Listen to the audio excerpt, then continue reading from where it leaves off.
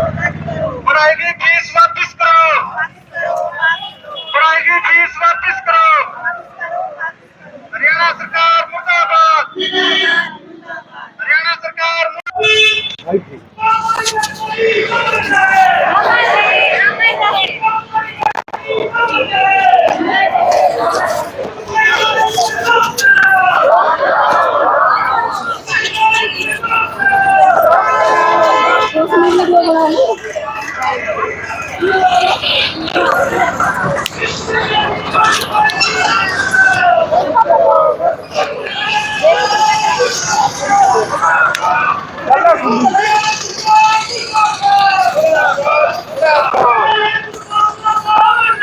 अमर रहे, अमर रहे।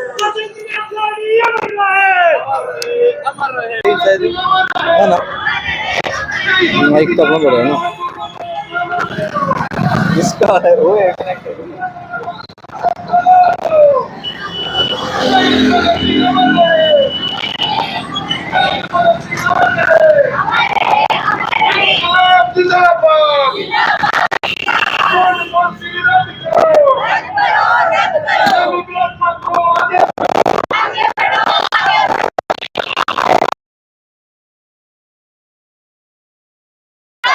जिंदाबाद, आगे बढ़ो, आगे बढ़ो, आगे बढ़ो, आगे बढ़ो। छात्रों का संघर्ष जिंदाबाद, जिंदाबाद जिंदाबाद। एमबीबीएस छात्रों का संघर्ष जिंदाबाद। मांग को उठाते हुए सरकार को चेताते हुए कि तुरंत प्रभाव से ये बॉन्ड पॉलिसी वापस ले और जो फीस वृद्धि की गई है इसको वापस ले। जो शर्त इन्होंने 7 साल की नौकरी की इन बच्चों के ऊपर ला दी है इसको वापस ले और नई शिक्षा नीति को भी वापस ले। ये मांग करते हुए समता मूलक महिला संगठन ने शहर भर में प्रदर्शन करते हुए सरकार को ये चेतावनी दी है कि तुरंत प्रभाव से इन बच्चों की ये मांग एमबीबीएस के छात्रों की मानी जाए, अन्यथा ये आंदोलन देश भर में फैलेगा और हरियाणा को निश्चित रूप से अपने कदम पीछे खींचने पड़ेंगे। हरियाणा सरकार, जैसे कि आप सबको पता है कि पहले सरकार हमें 48 दिन हो चुके हैं, हम 1 नवंबर को हड़ताल पे बैठे थे। सबसे पहले सरकार 7 साल और 40 लाख के ऊपर थी। फिर हमारी मीटिंगें हुई डीएमईआर के साथ और बाकी जो ऊपर की फैकल्टीज है उनके सबके साथ। फिर 30 नवंबर को जब हमारी सीएम सर के साथ मीटिंग थी तो सीएम सर ने ये 7-40 की पॉलिसी 30 लाख और 5 साल पे कर दी थी। उस टाइम पे हम सर को बोल के आए थे कि हम इससे सहमत नहीं हैं, हमें सोचने के लिए और वक्त चाहिए। पर अभी सरकार ये भी नहीं करी कि जो उस दिन हमें वादे किए थे, चाहे उसमें हमारी पीजी के लिए क्लैरिफिकेशन हो, HCMS में जो एक MO की पेपर होता है उसमें रिजर्वेशन की बात हो, वो सब वादे जो बंद कमरे में किए गए थे या फिर बाहर मीडिया के सामने, वो हमें पूरे रिटर्न में चाहिए थे गैजेट नोटिफिकेशन में। अब तक हमारे पास वो भी नहीं आया है।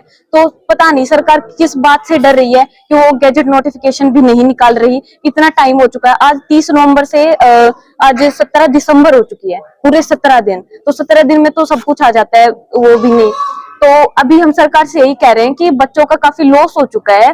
पढ़ाई का भी 20 बैच ने अपने पेपर तक भी छोड़ दिए जो 26 दिसंबर से शुरू होने थे, क्योंकि बच्चे इतने टाइम से हड़ताल पे बैठे हैं, उनका एकेडमिक लॉस बहुत ज्यादा हो चुका है। तो सरकार को बच्चों के शिक्षा की ओर देखते हुए जल्दी से जल्दी, कम से कम जो 30 तारीख को गैजेट नोटिफिकेशन उन्होंने वादा किया था उसका गैजेट नोटिफिकेशन निकाल देना चाहिए। अब आज 18 दिसंबर।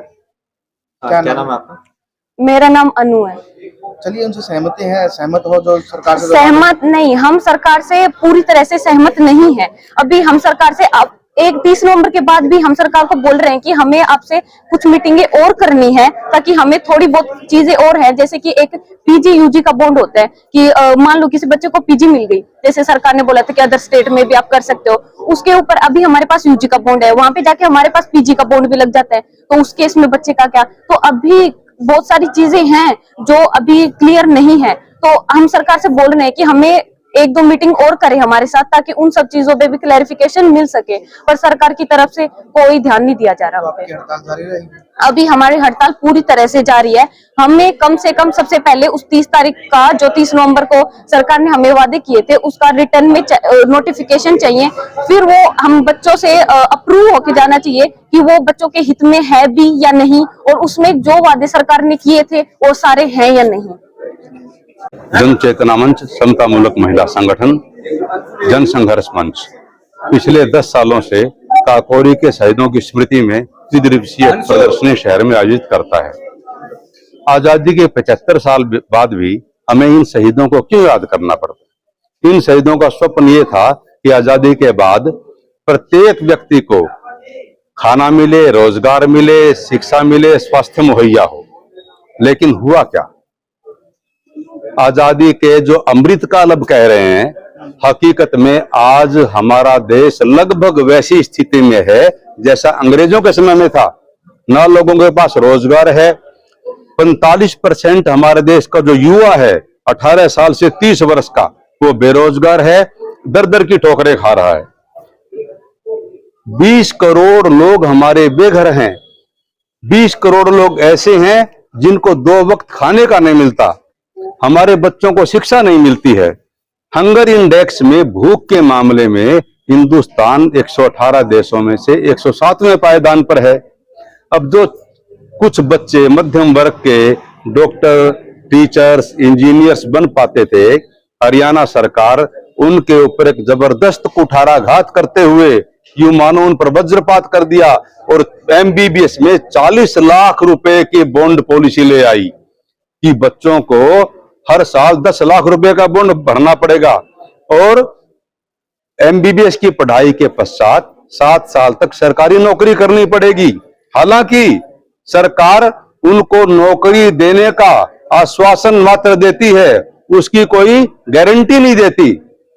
अब बच्चे भविष्य में पढ़ाई कैसे करेंगे, PG की तैयारी कैसे करेंगे, ये सारी बातें लेकर के हमारे बच्चे MBBS के हरियाणा के जितने भी गवर्नमेंट कॉलेजेस हैं उनमें 1 नवंबर से लगभग 7 सप्ताह हो गए, इतना लंबा एक हड़ताल पर बैठे हैं। हम इनके संघर्ष को सलाम करते हैं और हम चाहते हैं कि सरकार, हमारी हरियाणा की सरकार, जो देश में एकमात्र सरकार ऐसी है जिसने हमारे प्रांत में ऐसी पॉलिसी लागू की है, देश के किसी भी अन्य प्रांत के अंदर इस प्रकार की बॉन्ड पॉलिसी लागू नहीं की गई। तो सरकार का मकसद है कि मेडिकल शिक्षा को प्रॉफिटेबल बना दिया जाए, उससे प्रॉफिट अर्न किया जाए।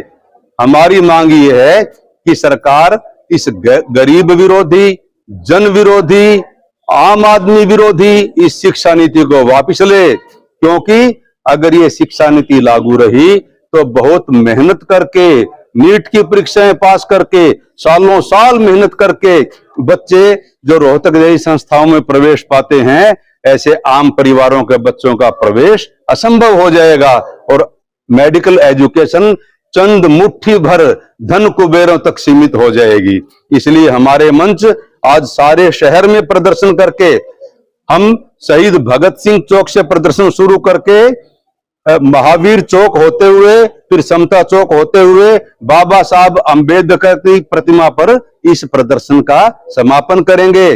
और हम पुनश्च वायदा करते हैं कि जब तक हरियाणा सरकार इन नीतियों को वापस नहीं लेती और जब तक हमारे सभी गवर्नमेंट कॉलेज की बच्चियां, छात्र छात्राएं अपने आंदोलन को जारी रखे हुए हड़ताल पर हैं, हम हर तरीके से अपने बच्चों के संघर्ष का समर्थन करेंगे।